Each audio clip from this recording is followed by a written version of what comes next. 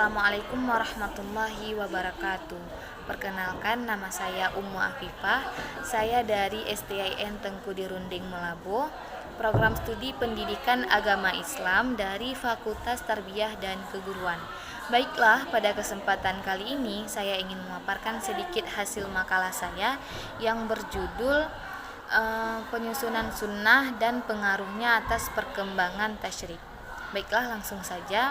Pengertian sunnah di sini adalah sunnah merupakan sumber hukum Islam yang kedua setelah Al-Quran, dan mengikutinya adalah wajib sebagaimana kita mengikuti Al-Quran.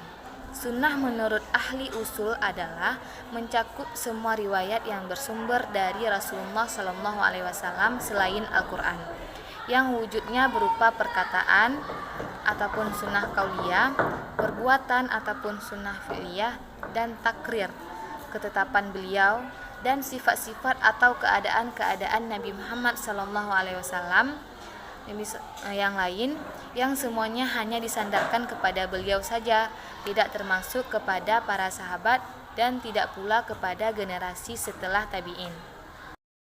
Jadi yang dimaksud dengan perkataan di sini adalah segala perkataan yang pernah diucapkan oleh Nabi Muhammad SAW mengenai berbagai bidang kehidupan, misalnya dalam bidang hukum, akidah, akhlak maupun di bidang pendidikan. Jadi umat Islam sepakat bahwa sunnah merupakan sumber kedua ajaran Islam setelah Al-Quran. Perintah taat kepada Allah dan Rasul berarti perintah taat kepada Al-Quran dan As-Sunnah, yang keduanya memiliki keterkaitan ataupun hubungan.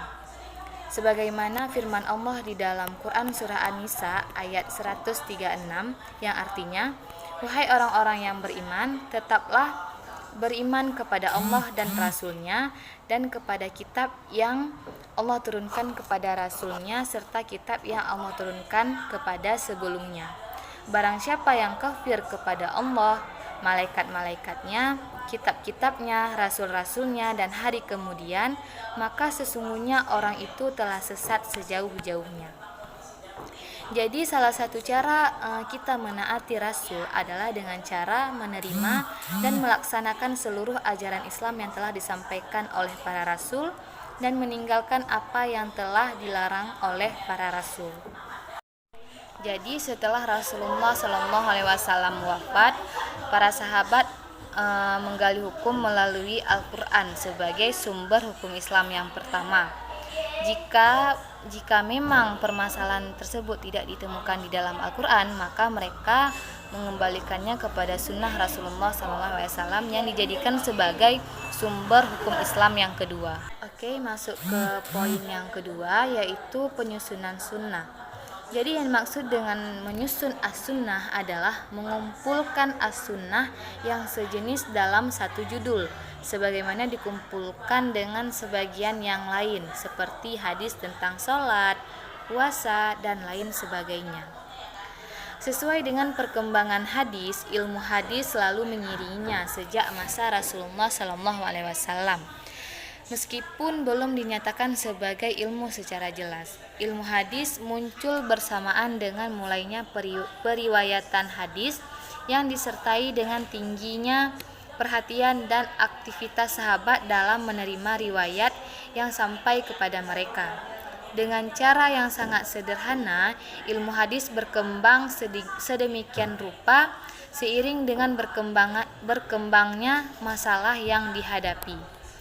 Pada masa Nabi Muhammad SAW masih hidup di tengah-tengah para sahabat, hadis tidak ada persoalan karena jika para sahabat menghadapi suatu masalah, mereka langsung menjumpai beliau untuk memeriksa kebenarannya atau menemui sahabat lain yang dapat dipercaya untuk menginformasikan kembali keaslian dari hadis tersebut. Jadi setelah itu barulah mereka menerima dan mengamalkan hadis tersebut.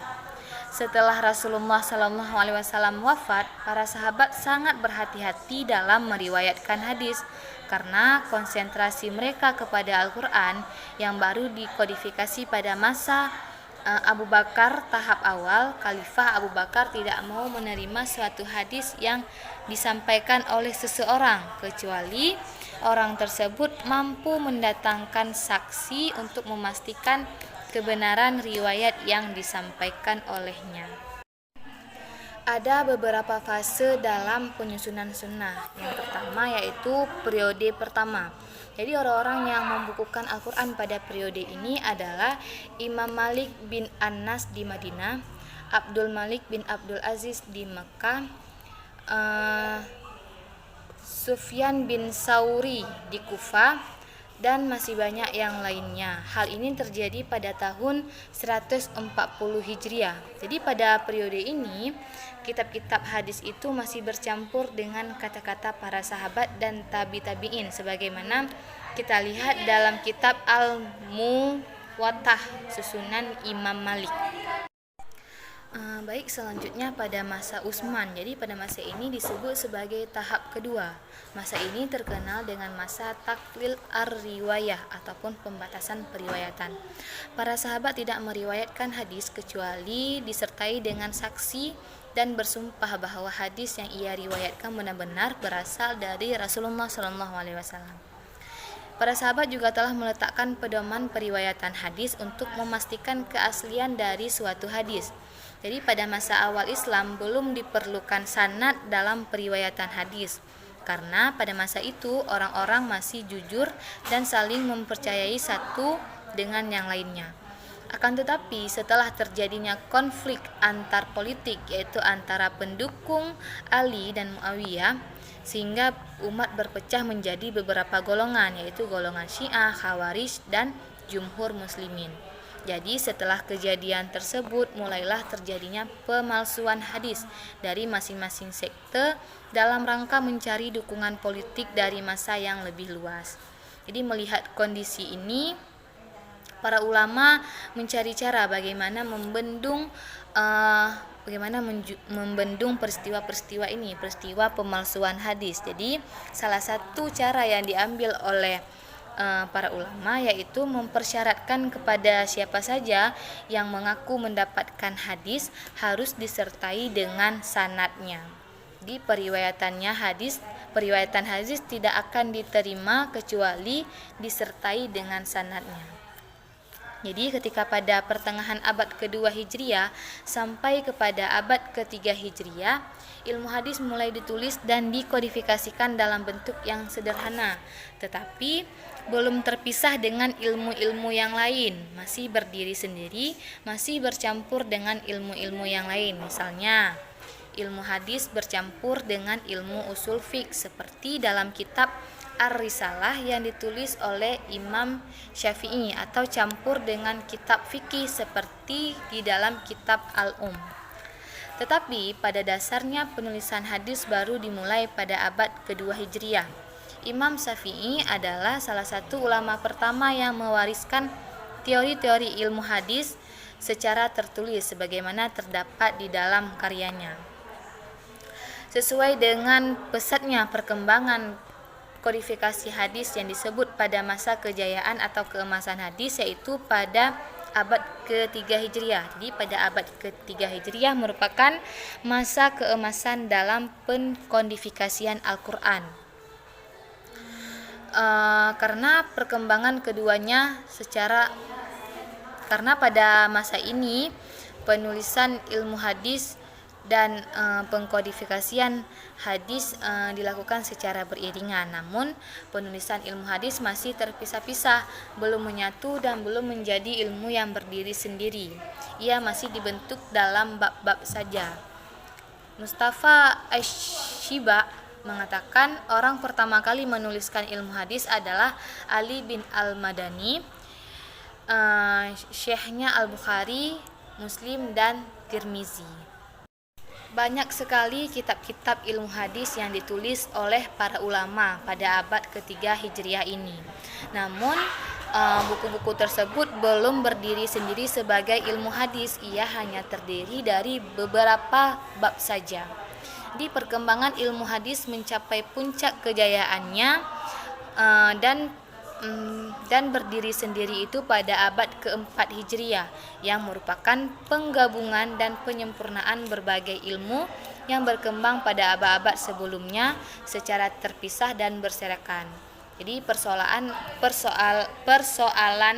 as-sunnah berakhir pada abad pertengahan periode keempat, dan as-sunnah sudah berdiri menjadi ilmu yang berdiri sendiri dengan tokoh-tokoh khusus yang membahasnya. Jadi pengaruh sunnah terhadap tasyrik di sini ialah sunnah merupakan sumber hukum Islam yang kedua bagi ilmu fikih maupun ajaran Islam lainnya setelah Al-Quran. Jadi sunnah di sini berfungsi untuk menjelaskan makna dan merinci keutamaan di dalam Al-Quran. Jadi ada beberapa masalah di dalam Al-Quran yang tidak ditemukan penjelasannya di dalam Al-Quran, maka para ulama menggali hukum itu di sunnah atau maupun hadis. Di status sunnah sebagai sumber hukum bagi pentasyri'an dalam masalah individu, dalam masalah ibadah, muamalah, keluarga, masyarakat, dan negara tidak diperselisihkan lagi. Karena sunnah yang dapat dijadikan rujukan dalam hukum tasyrik tersebut hendaklah sunnah yang berpredikat sahih maupun hasan. Jadi pengaruhnya dalam perkembangan tasyrik, banyaknya muncul mazhab fikih, banyaknya fuqaha tabi'in yang mengumpulkan hadis, fatwa sahabat kemudian mempelajarinya dan mengembangkannya.